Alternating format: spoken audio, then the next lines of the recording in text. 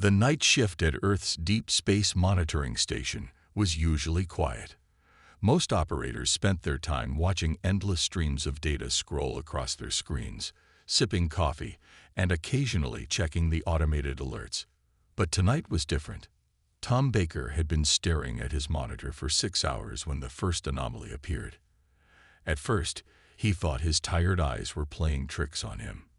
The readings from the Kuiper belt showed unusual energy spikes, patterns that didn't match any known natural phenomena.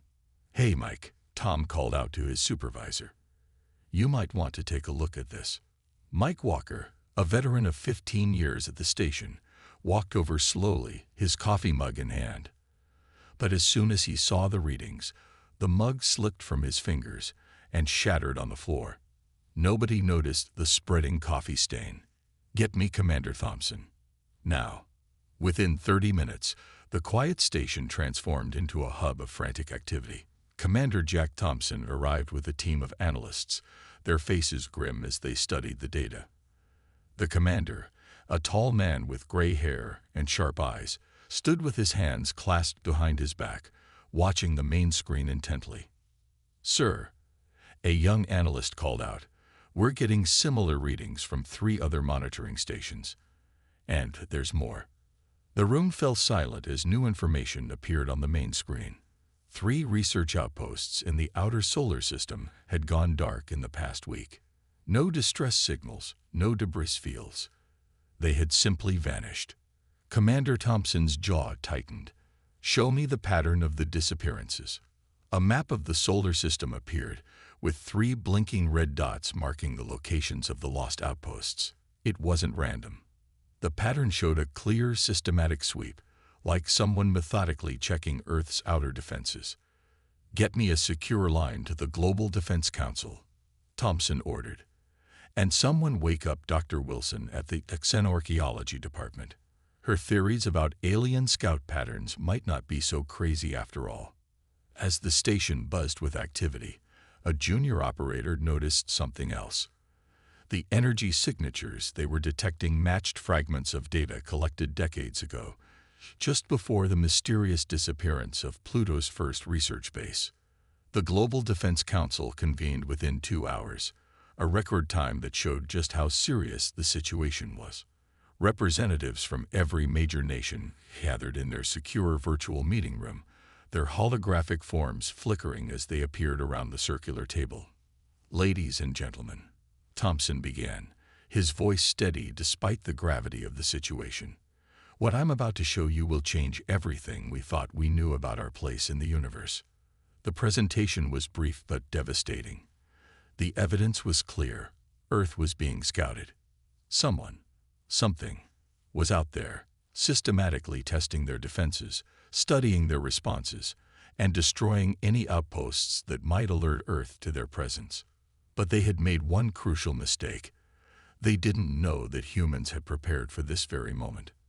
"Activate Protocol Omega," ordered the Council President, her voice firm.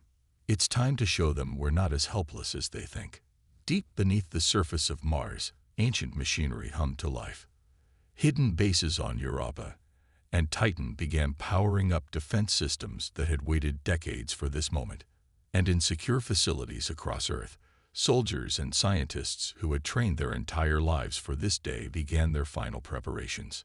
As Commander Thompson left the meeting, he paused to look out a window at the night sky.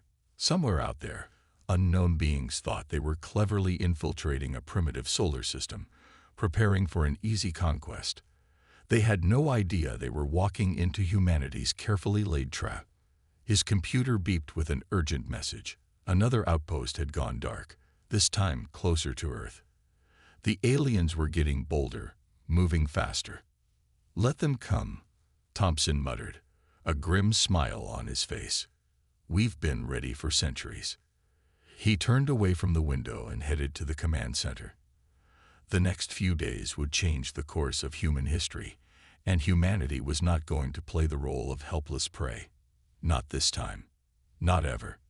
The game was about to begin, and Earth was holding all the cards. 3 days after the discovery of the alien presence, Earth's military forces worked around the clock analyzing the destroyed outposts. Each piece of wreckage told a story, and that story became clearer with every passing hour. Dr. Anna Miller stood in her lab at the Global Defense Center, surrounded by holographic displays showing debris patterns. Her team had spent 72 hours studying the remains of the research stations, and what they found was troubling. "Look at this," she said, pointing to a detailed scan. The attacks weren't random. They were tests. Each outpost was destroyed in a different way, like they were trying different weapons to see how our materials would react. Commander Thompson walked around the hologram, his face reflecting the blue light of the displays. "They're studying us, learning our weaknesses." "Exactly," Anna replied, pulling up another image. "But that's not the worst part." She pressed a button, and a new sound filled the room. It was unlike anything they had heard before, a series of clicks, whistles, and deep rumbling tones that made the coffee cups vibrate on the table. "We captured this transmission 2 hours ago," Anna explained. "It took our best computers and 3 quantum AI systems to decode it, but we finally know what they're saying." A translation appeared on the main screen.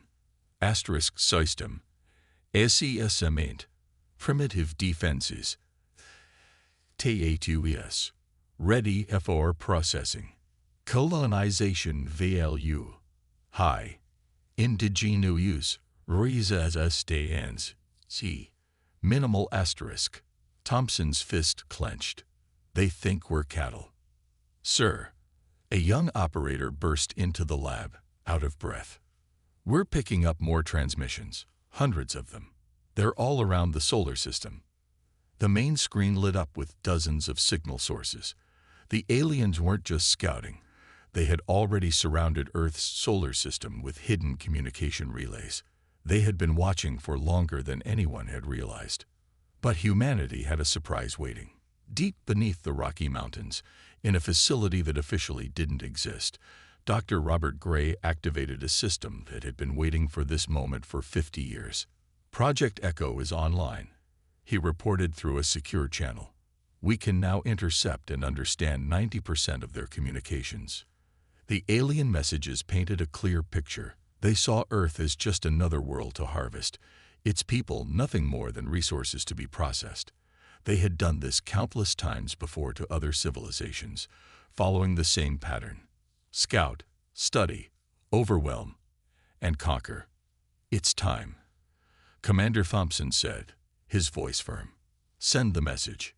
In synchronized precision, hidden transmitters across the solar system powered up.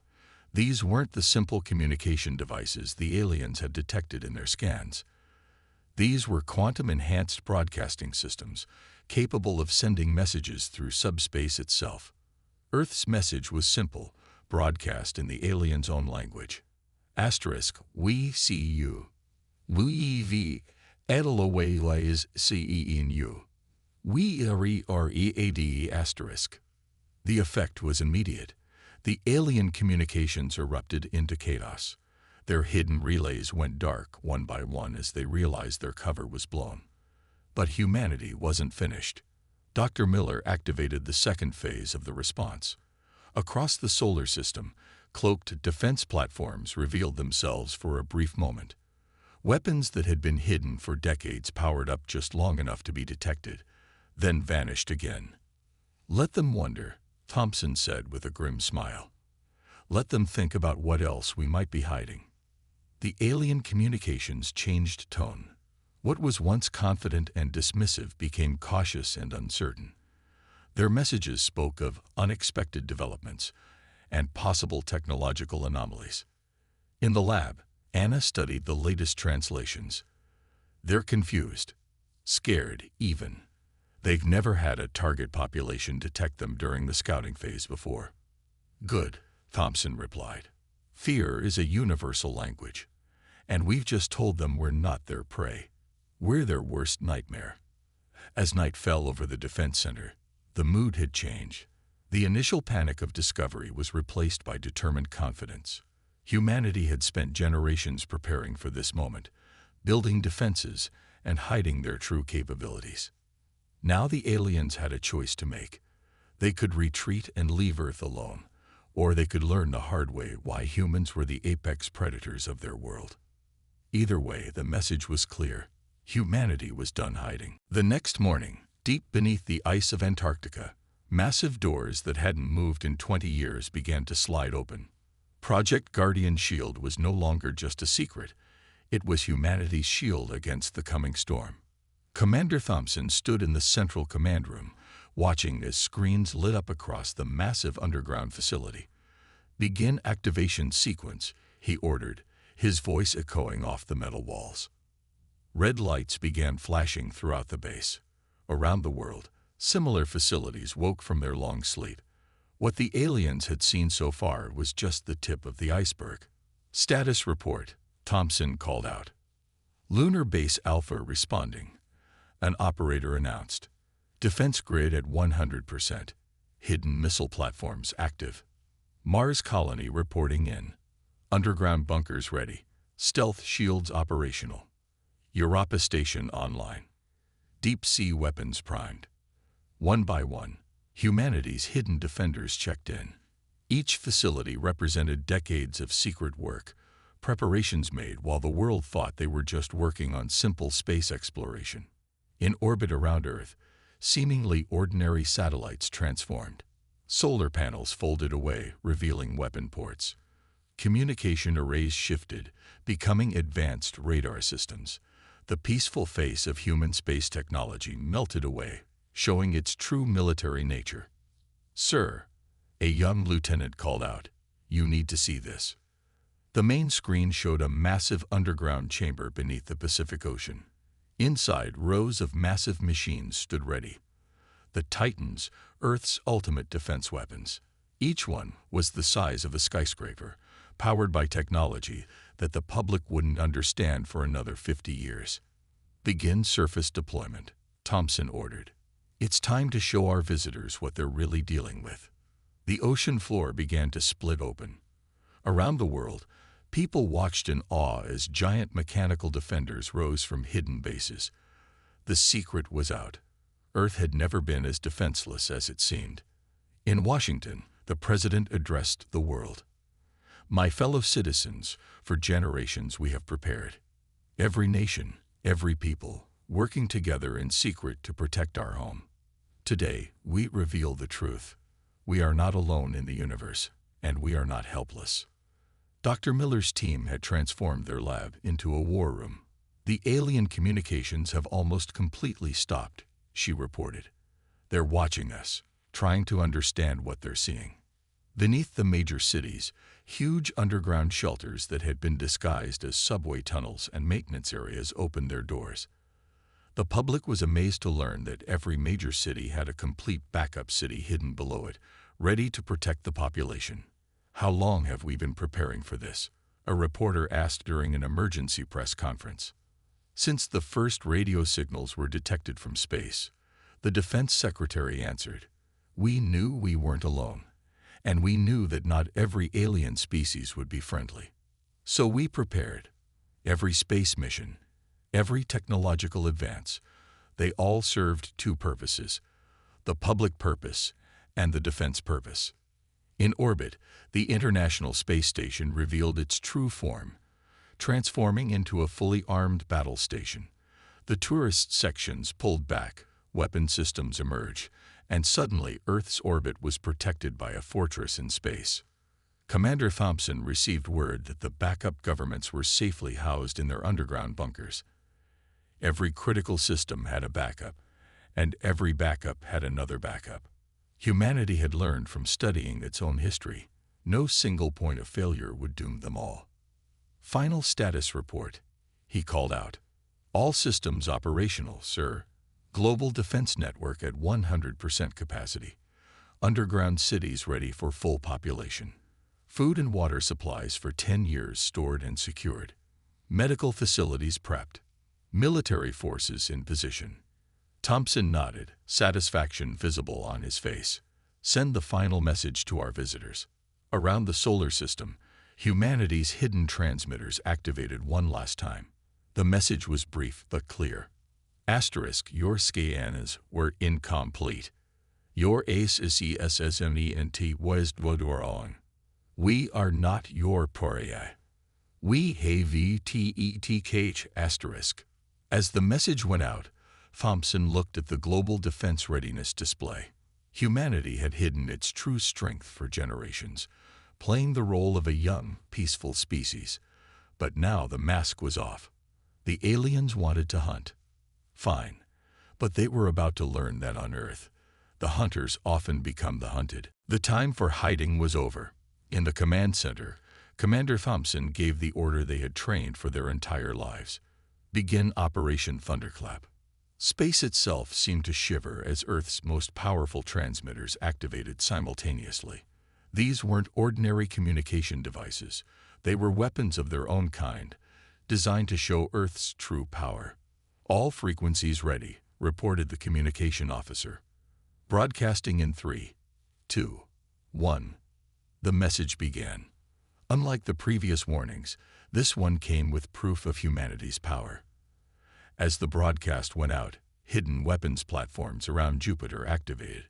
The giant planet's atmosphere lit up with controlled antimatter bursts, visible even from Earth.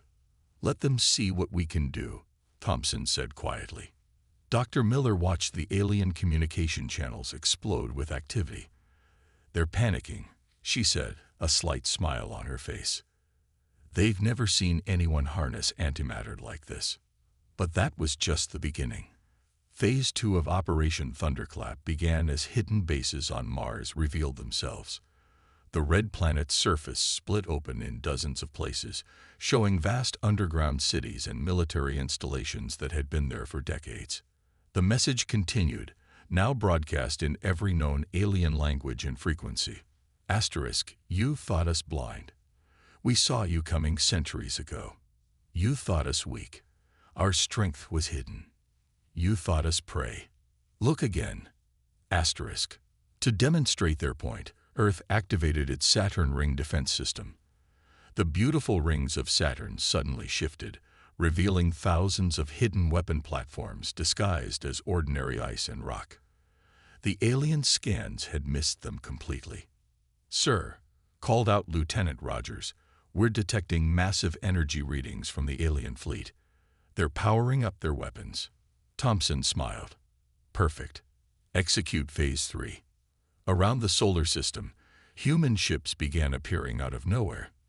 They had been there all along, hidden by technology that the aliens didn't know humans possessed. Each ship was a masterpiece of engineering, built with one purpose, to defend Earth at any cost. Play the final recording, Thompson ordered. The voice of humanity's United Defense Forces echoed across space. Asterisk, we know your kind. Pirates. Slavers. Destroyers of worlds. You prey on those you think are weaker. Today that ends. We are humanity. We evolved as prey, but became predators. We grew up fighting. Everything on our world tried to kill us, but we survived. We thrived. We conquered our own world. You think you're hunting us. Look closer. Look at what we've built while pretending to be primitive. Look at the weapons we've hidden while playing peaceful. This is your final warning. Leave. Never return. Tell others what you saw here. Earth is not a target. Earth is not prey. Earth is the hunter. Asterisk. As the message played, Earth demonstrated its power one last time. A small moon of Neptune, one that had been artificial all along, transformed into a massive battle station. The aliens had been scanning it for days, never realizing it was one of humanity's greatest weapons. Their fleet is pulling back, announced the radar operator. They're retreating to the outer system. In the science lab, Dr. Miller's team intercepted the aliens' frantic communications. They're warning their homeworld, she translated. They're saying we're too dangerous to attack. Commander Thompson nodded with satisfaction. The plan had worked perfectly. Earth had revealed enough of its strength to scare them, but not everything. They still had plenty of surprises if the aliens decided to test their resolve. Maintain alert status, he ordered. Just because they're retreating doesn't mean they won't try something else. As the alien ships pulled back, Earth's defenders stood ready. The masks were off now. The primitive, peaceful species the aliens had hoped to conquer had shown its teeth. Now they would wait and see if the invaders were smart enough to heed the warning. In his private office later that night, Thompson looked at an old photo on his wall. It showed the first human landing on Mars, decades ago. What no one knew was that those first astronauts weren't just explorers. They were laying the groundwork for humanity's defense network. "We were never as helpless as you thought," he said to the distant alien fleet. "And you'll never know just how many more surprises we're still hiding." Despite humanity's warnings, a single alien scout ship entered the solar system 3 days later. It moved cautiously, trying to hide behind Jupiter's moons. But Earth's sensors had detected it the moment it arrived. "They're testing us," Commander Thompson said, watching the ship's movement on the main screen. "Let's show them how we deal with uninvited guests." The trap was already set.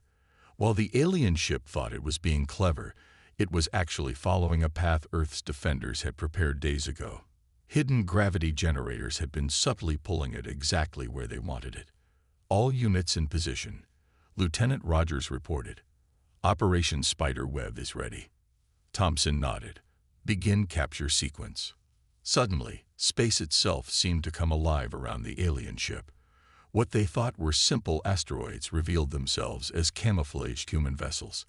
They had been floating there, perfectly still, waiting for this moment. "Target locked," called out the weapons officer. "Non-lethal systems ready." The alien ship realized it was surrounded. It tried to run, engines flaring to full power.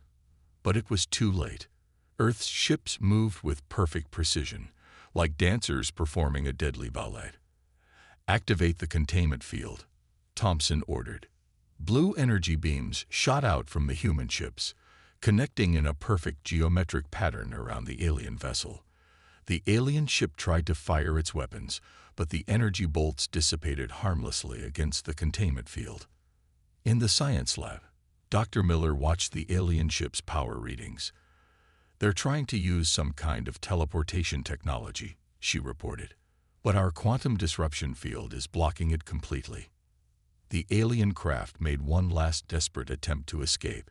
It released what looked like small metallic spheres, probably some kind of automated weapons. But before they could activate, small drones shot out from the human ships, catching each sphere in individual containment fields. "Did you really think," Thompson spoke directly to the alien ship through all frequencies, "that we wouldn't be prepared for every trick you might try?" The alien ship went still. Their sensors showed its crew was still alive, but they had stopped all hostile actions. They knew they were completely trapped. "Now," Thompson continued, "let's have a proper introduction." The largest human ship moved forward. It was time to show the aliens something they didn't expect. Mercy. Instead of destroying their ship, a docking tube extended, offering them a chance to talk face to face. "Sir," Dr. Miller called out. "They're responding. They want to talk." Thompson smiled. This was exactly what they had hoped for. "Prepare the meeting room. Full security protocols, but make it comfortable. Let's show them that humans can be civilized when we choose to be." The alien ship was carefully guided to a large space station that had uncloaked nearby. As it docked, security teams stood ready, but kept their weapons lowered. This was a chance to show strength through restraint. Inside the station, the meeting room was a masterpiece of psychological warfare. The walls displayed holographic images of Earth's military history, showing how humanity had evolved from simple spears to space warfare. The message was clear. We have always learned, always adapted, always survived. When the alien captain entered the room, escorted by human guards, its body language showed something nobody expected: respect. The translation systems picked up its first words clearly. "We may have made a mistake." Thompson sat at the conference table, gesturing for the alien to join him. "Yes," he said calmly, "you did. But mistakes can be learning opportunities." The alien captain looked at the displays around the room, then back at Thompson. "Your species, you were never really helpless, were you?" "No," Thompson replied. We just learned long ago that appearing harmless can be the greatest advantage of all. Now shall we discuss how you're going to explain this to your fleet? As the first real dialogue between humans and aliens began, the rest of Earth's forces remained ready. The captured scout ship was just the beginning. If the main alien fleet decided to ignore this show of power, humanity had many more surprises waiting. But for now, they would talk. And hopefully, the aliens would realize that making an enemy of humanity would be their last mistake. The alien fleet arrived exactly as Earth's military leaders had predicted. 300 massive ships emerged from hyperspace at the edge of the solar system, their weapons already charged. Right on schedule, Commander Thompson said, watching the tactical display. They're trying to intimidate us with numbers. But Earth was ready. As the alien fleet approached, humanity's true defense grid activated. The entire solar system lit up on the tactical displays as hidden weapon platforms, defense stations, and military bases revealed themselves. Sir, Lieutenant Rogers reported, the alien fleet has stopped moving. They're holding position just beyond Neptune's orbit. Dr. Miller rushed into the command center with new data. We've intercepted their communications. They're shocked. Their scans are showing them things they didn't believe possible. On the main screen, the alien fleet's formation was visible. They had arranged themselves in an attack pattern, but now they seemed frozen in place. What they were seeing had stopped them cold. Every planet, moon, and even the asteroid belt suddenly showed its true nature. Mars opened like a flower, revealing massive gun ports. Venus's thick clouds parted, showing orbital defense platforms. Jupiter's great red spot transformed, proving it had been an artificial construct all along, the largest weapon humanity had ever built. Open a channel, Thompson ordered. Let's talk to them properly. The main screen lit up with the image of the alien fleet commander. Its expression was unreadable, but its body posture showed clear surprise. You see now, Thompson said calmly, why we suggested you leave. The alien commander spoke, its words translated instantly. Impossible. Your species, your technology level, was exactly what we wanted you to think it was. Thompson finished the sentence. Did you really believe we wouldn't notice your probe ships over the centuries? Did you think we were blind to your kind testing our defenses? Around the solar system, more of Earth's defenses activated. The moon's surface shifted, revealing it was partially artificial. A giant fortress protecting Earth. The asteroid belt came alive with thousands of automated defense drones. This is your final chance, Thompson continued. Look around you. Everything you see was built over generations, hidden from your scouts, waiting for this moment. And I promise you, what you can see isn't even half of what we have ready. The alien fleet's sensors were working overtime, trying to understand what they were seeing. Their scans showed technology they didn't think was possible for such a young species. But the radio signals, the primitive satellites, the alien commander stuttered. All part of the show, Thompson explained. We learned long ago that appearing weak is the best defense. While you watched our primitive broadcasts, we were building all of this. Dr. Miller's computer beeped with new data. Sir, they're powering down their weapons. Their ships are shifting to defensive positions. The alien commander spoke again, this time with clear respect in its voice. Your deception was perfect. We never suspected. That was the point, Thompson replied. Now, would you like to discuss terms for peaceful cooperation? Or should we demonstrate what Jupiter's defense system can really do? The alien fleet's response was immediate. Their ships began backing away slowly, maintaining defensive shields but clearly showing they didn't want to fight. A wise choice, Thompson said. Now let's talk about how you're going to explain to your superiors why this system is now officially off-limits for conquest. As negotiations began, Earth's forces remained at full alert. The defense grid hummed with power, ready to respond to any threat. Humanity had revealed its strength, but not all of it. They still kept their most powerful weapons hidden, ready for any surprise attacks. In the command center, Thompson looked at the tactical display with satisfaction. Centuries of preparation, generations of secrecy, all leading to this moment. Earth had proven itself not just capable of defending against alien threats, but worthy of respect in the galaxy. Send word to all commands, he ordered. Maintain defense readiness. Just because they're talking now doesn't mean we can relax. The standoff had ended in humanity's favor, but everyone knew this was just the beginning. Earth had announced its presence on the galactic stage not as a victim, but as a power to be reckoned with, and they were ready for whatever came next. 1 week after the standoff, representatives from Earth sat across from the alien delegation in the grand conference room of Titan Base. The gas giant Saturn filled the view through the massive windows, its rings still bristling with revealed human weaponry. Commander Thompson led the human delegation, with Dr. Miller at his side translating. The alien leaders had brought their full diplomatic course, still struggling to accept how completely they had misjudged humanity. "Let's review what we've learned," Thompson said, his voice calm but firm. "Your species has conquered 12 worlds in the past century. Each time, you followed the same pattern: observe, infiltrate, overwhelm. But Earth was different, wasn't it?" The alien leader, who had introduced himself as the High Commander, nodded slowly. "We have never encountered anything like this. You hid your true nature perfectly." Dr. Miller's translation computer beeped with an incoming message from the alien homeworld. She smiled as she read it.